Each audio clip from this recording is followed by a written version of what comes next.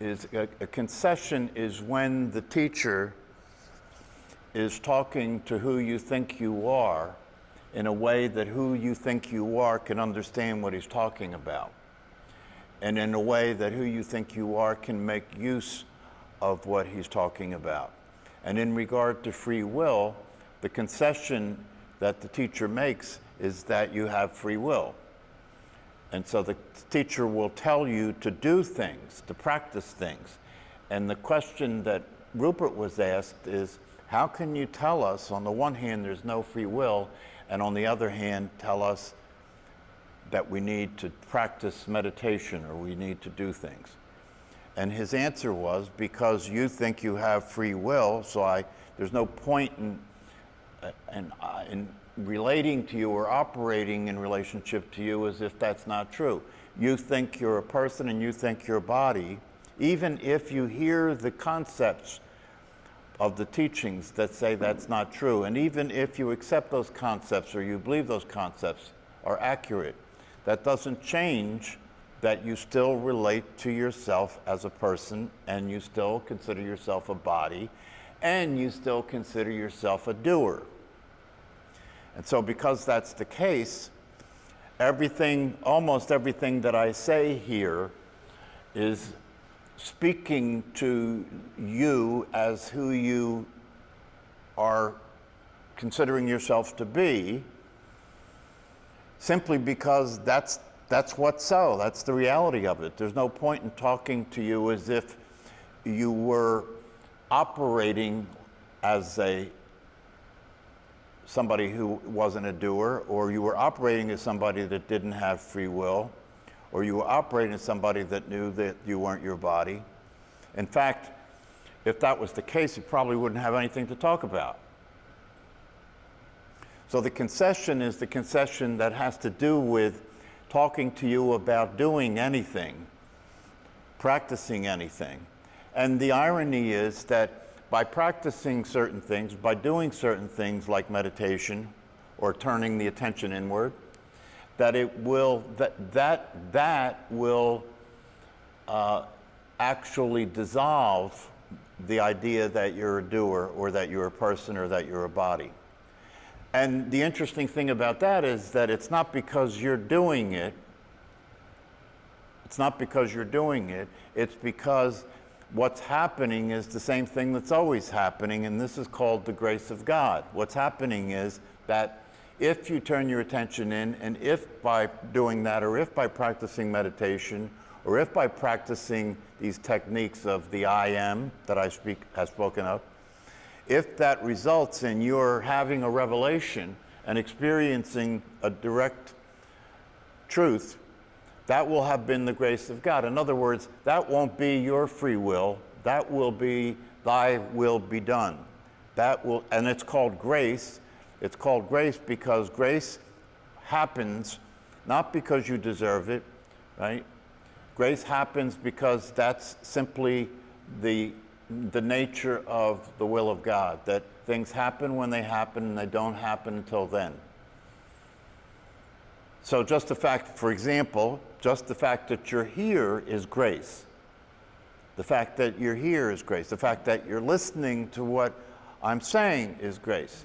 And if out of that you actually look for yourself and see what it is that I'm pointing to, that's also grace. And if out of that you actually have the experience of the veil of illusion dropping, and you have the experience of the relief that provides, right, which is the sense of peace or the sense of well-being, the sense of happiness, that also will be the will of God. So the concession is this business of the teacher speaking to you in a way that can be heard, that can be used given the condition that exists in the situation that we find ourselves in here. That's what the definition of the concession is. So I was thinking about my dog. And what occurred to me was that my dog doesn't suffer and my dog won't die. And it was interesting to notice this, and the reason that my dog doesn't suffer and the reason that my dog won't die is because my dog doesn't even know he's a dog. So how could the dog die if the dog doesn't know it's a dog? Death will happen. The body of the dog will stop, right? But no dog died because there was no dog. The dog doesn't know it's a dog. The dog doesn't suffer because the dog can't say, I'm suffering. Suffering can only happen if there's a sufferer. So the dog, there may be pain. See, this is interesting because a dog there may be pain with the dog. There may be even anxiety with the dog in terms of nervousness, right? But we project onto the dog, oh, the dog is suffering. I hate to watch the dog suffer. Or, oh, the poor dog is dying. I hate to see the dog die. That's not true. You know, you're projecting onto the dog the way you are about death and suffering. She said that my sister's dog had cancer. What I just said, the dog can have cancer because the dog doesn't know it's a dog. Cancer can happen, but there's no dog for it to happen to. The dog can't conceptualize being a dog. Because he knows pain. If the dog has... No, there is no, he doesn't know pain. But yeah, but when the dog, I've seen dogs, when they break their leg, they scream and holler. That's right. They're going through some sort of... That's the organism reacting. The nervous system of the animal is reacting. That they're in a certain way, dogs are more enlightened than we are. In a certain way, dogs are better off, right? Because they don't know about death. They don't know about time. They don't know about mortality. They're not afraid of death. There's no dog to be afraid of death. That's us projecting it onto the animal. Pain may occur, but no, there's no dog that's suffering from the pain. It's just pain, and there's a nervous system in the body that's reacting to the pain. And that nervous system may result in the dog making certain noises and so forth, right? But that's not because the dog's suffering. That's just the nervous system and the physical organism of the dog doing that. We project these things onto the animal.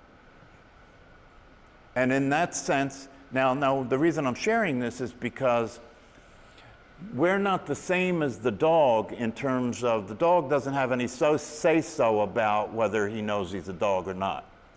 That's just the way it goes. Dogs are dogs, you know, animals are animals. They don't have any, they can't conceive of themselves, right, as a dog, right? We don't, in the same way, we don't have any say-so about the fact that we can conceive of ourselves as a person. And we do identify with the body as my body. See, my dog doesn't identify with his body as my body. You know, my dog doesn't have any possessions, right? I bet they're toys.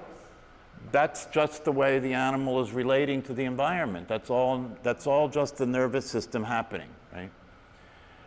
So, but the point is that we don't, in the same way the dog doesn't have any choice about not knowing it's a dog, we don't have any choice about knowing that we're a human being, because our brains have the ability to conceptualize things. You know, we can imagine the future and we can imagine there's a past. The dog can't do that, right? The dog is always in the present moment, right? So in a sense, we have the ability to be aware of ourselves, we have self-awareness, right? We have the ability to have an identity as a person living in time, right? And we could look at that as saying, well, that's something that we have the dog doesn't have, that the dog can't experience that, right? But at the same time, that blessing is a burden, right? Because at the same time, that the fact we can't enjoy the fact, we can't enjoy the fact that we can conceptualize ourselves because we're too busy being neurotic. We're too busy suffering from it, from that idea we have of ourselves, right? And so the possibility that comes with these teachings and practices is the idea that you get over that. that you see things as they are. This is what's meant when we say see things as they are. The way things are is that you're not your physical body. The way things are is that the personality is nothing other than a concept that you've come to believe in to be real. That's the way things are. And so if the way things are that that's not real, and if the way things are is that you're not a doer, you see, because if there's no person, you have to follow this. If there's no person, if you can get the concept that there's no person, that the person is just an idea that you're thinking, that the person is just a conditioning that has occurred to you, right? For you to believe what everybody believes about being a body and a personality, right? But if you can get the concept, if you can see that that's actually not true, if you can see by looking for yourself that there's actually no evidence of the existence of a person. There's no evidence. You can't find any evidence. The idea that you have the thought that you're a person is not evidence that you're a person. There is no such thing as a person. The idea that you believe you're your body is not evidence that you're your body. In fact, the evidence says you're not. The evidence says you're not your body. How could you be your body if you can perceive your body? Anything you can see can't be you. Anything you can see can't be you because you have a distance between you and whatever it is. That in and of itself is evidence that you're not your body. Now, that's not going to change anything because that you are your body has been completely conditioned into your brain, and you're going to keep acting as if you're body, you're going to keep acting as if you're a person, and you're going to keep believing you're the doer. You're going to keep believing that you can make something happen. And that's the reason that most of what goes on in these teachings sets you up to suffer intentionally. Most of what goes on in these teachings sets you up to suffer intentionally. In other words, most of what goes on in these teachings speaks to you as a person who believes you can do something, right? And now we're going to get you to try very hard to do it, right? So you can keep failing until you give up. That's how this works, right? Or you could take the high road. Very few people take the high road, right? The high road is to give up now. Surrender. Surrender, Dorothy. Give up now. Give up the idea that you have free will, but you see, you can't fake it. If you give it up, it has to be for real that you give it up. You have to let go of the idea that there's anything you can do. There's nothing you can do. You have never done anything. You can't possibly do anything. Because all you have to do is, if you get clear about non-duality, if you get clear that there is no separate self, if you get clear there is no person, if you get clear about that, that's why that's an important concept. If you get clear about that, how can there be a doer? And if there's no person and if there's no doer, where's action coming from? What is the source? So if you see clearly that there is no doer and there is no person, right, and therefore there can be no doer. See, if you get that there is no, if you can really, truly, earnestly see and get clear and be convinced that there is no person, then the next step is easy. How can there be a doer? If there's no person, there can't be a doer. So then what's the source of action? What's causing what's happening? What causes what appears to be you doing something?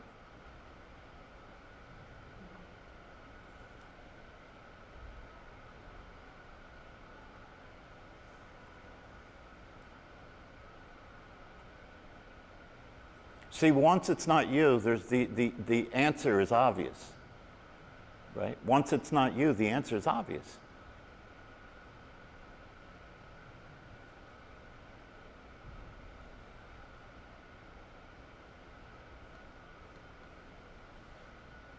It's in all the it's in the basic teachings of all religions, although it's ignored in all religions. It's in the basic teachings of all religions, although it's ignored in all religions. And that is, thy will be done, right? But then the religion goes on and acts as if you can sin, right? The religion goes on and acts as if you can sin or you can repent for your sins. You know, you can do this, you can do that. So that they're ignoring the basic truth. They're ignoring the initial premise of the whole thing.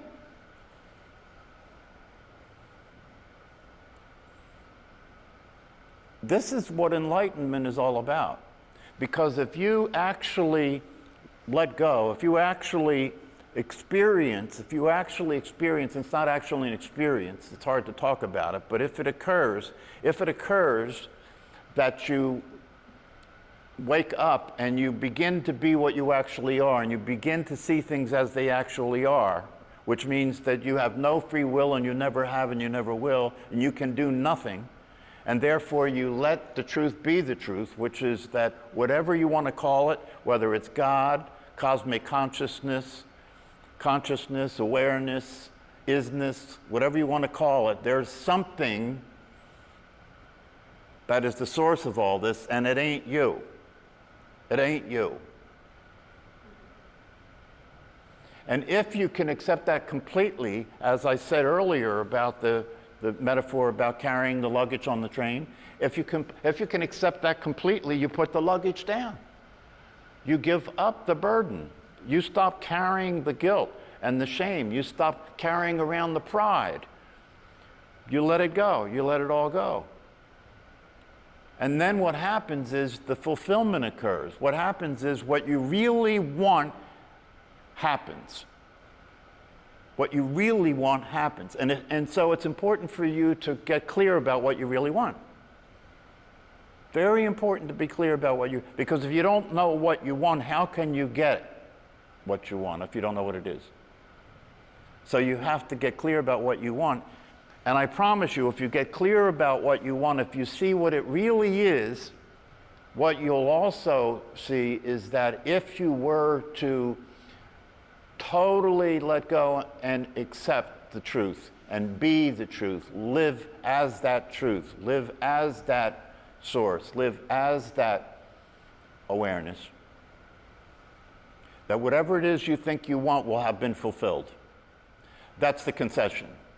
That's who you, I'm talking to who you think you are. I'm talking to who you think you are about who you think you are wants.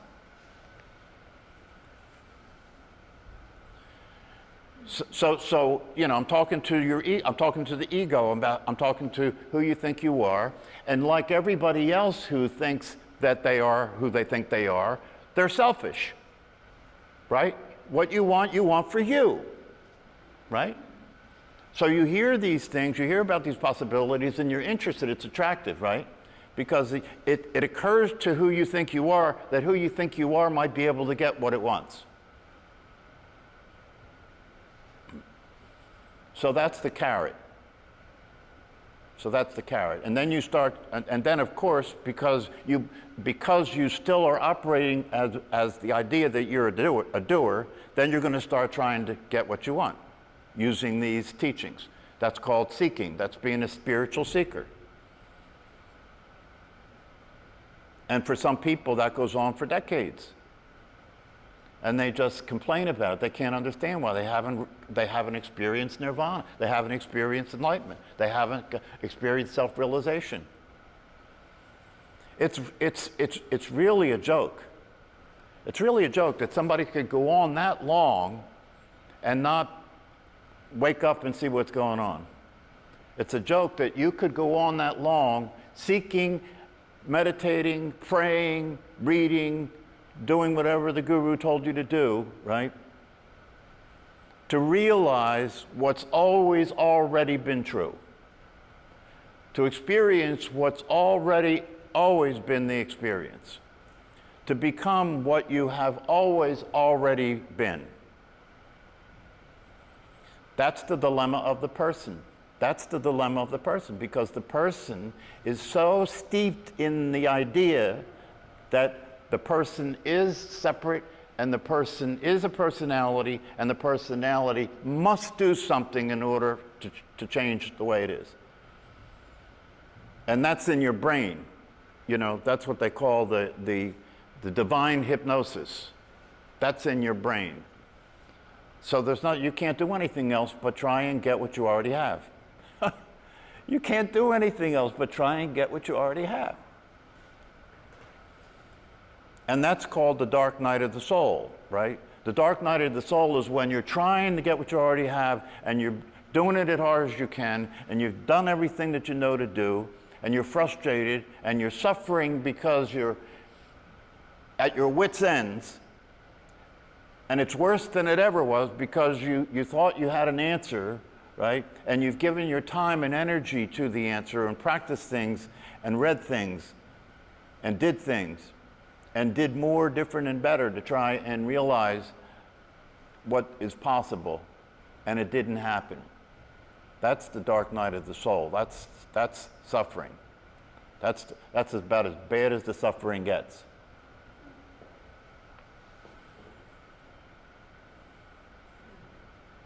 That's the dilemma. And the resolution to the dark night of the soul is irony. It's ironic. The resolution to the dark night of the soul is ironic.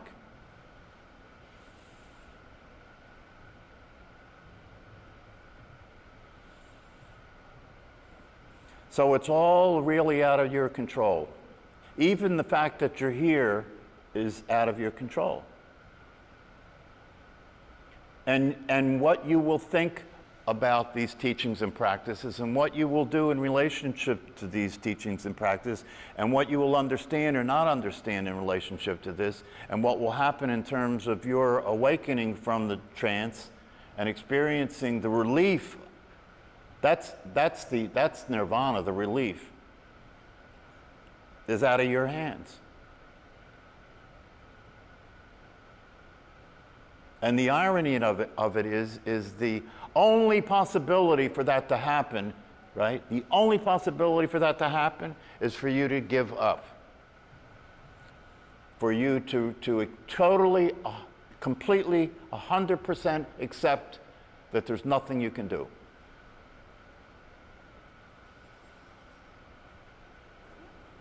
And then you can enjoy life. See? Then you can enjoy life, because if there's nothing you can do,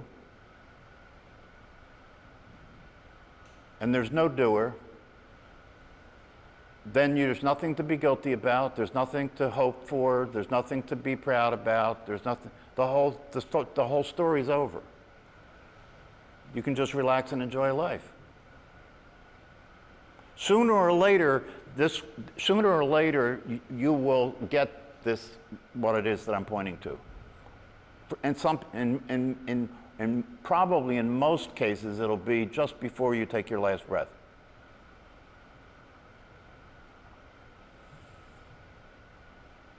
Now, I mean, what can make it clearer to you that there's nothing you can do when you're dying, right? What could be clearer than that? I think Dr. Christian Bernard, the heart transplant, way back, I think it was him, I read it somewhere a long time ago, he just reminded me of it. He said on his deathbed, apparently, or supposedly, he said, I'm about to enter the most exciting period of my life. That's bullshit. Yes, That's what he said. I didn't say it was bullshit, but that's what Oh, well, I know. That's what he said. That's bullshit. That's the personality's last stand. See, but what he'll find out is that, see, even for you as a human being, when it comes right down to the time of your death, you and the dog will be the same, right? Because when it comes right down to your death, you will not be there for the death. The only way you can die, I've said this before, I mean, if you get this, it's a real enlightenment in and of itself. The only way you could die is you'd have to be there after you're dead to know you died, right? But you won't be. And then when that happens, you and my dog will be the same, because he won't be there either for it. His heart will stop. He'll stop breathing. The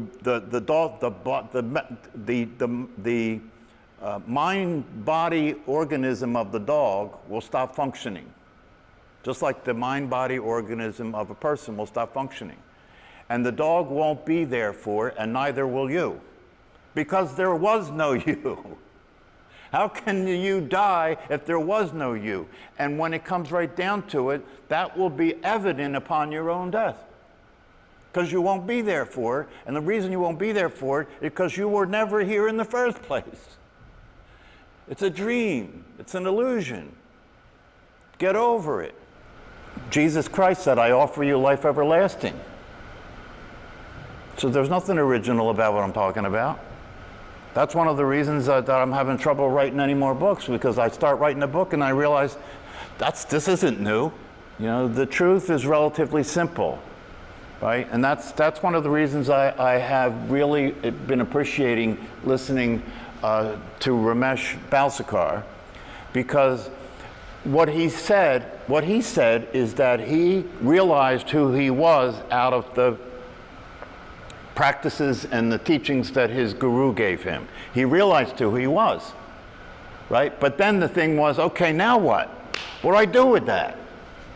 Because there's still a body, there's still a personality, and there's life still happening. So what do I do with that? And it still occurs the same way as it did occur before. So to have that understanding isn't enough. You have to then take it to the next phase of, okay, how do I live now with that? And he really made it a personal quest on his part, you know, to find out the answer to that question. How do I live now? What will the difference be after enlightenment? What will the difference be? How will my life be different than it was before? That's a very good question. And so what he did is he came up with some very fundamental, basic concepts about that he shares with people, right? That if you get the concepts, it can give you a way of short-circuiting the whole process. That's the high road. And the primary concept that he emphasizes is the idea that a human being cannot do anything. A human being has never done anything. A human being will never do anything. That's the primary concept. To ask what the purpose of being here is to say that you or I could possibly understand what God's purpose is. That you or I could possibly understand what this source of whatever it is, we can't even conceptualize it, let alone understand what it's doing and why it's doing it, right? Let's be real. So to ask questions like that is a waste of energy. The more important question is, how do I live my life right now? That's reality. That's what you're dealing with right now. The rest of it's all philosophical nonsense. Who gives a shit? Really, who gives a shit about what the absolute philosophical conceptualizations we could come up with? You still got to pay your bills. You still got to, deal with everyday life as it's occurring to you, right? That's where it matters. And ironically, if you get that straightened out, the rest will take care of itself. All right, I've tortured you enough.